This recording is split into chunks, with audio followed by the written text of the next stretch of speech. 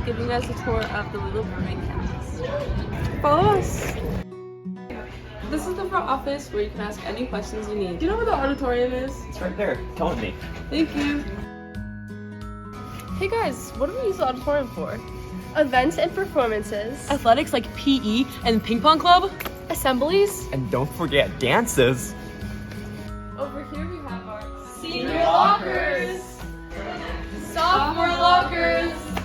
Freshman lockers. Junior lockers. This is the Dean of Campus Life's office. You know, I'm really having a really big problem in that class. It's okay, I can help you. Shh. Library.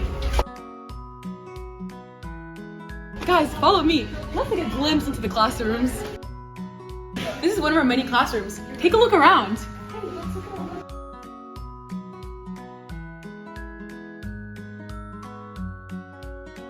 This is one of our 5 science labs.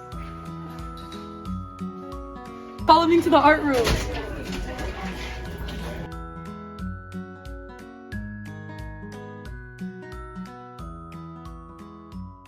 This is our music room.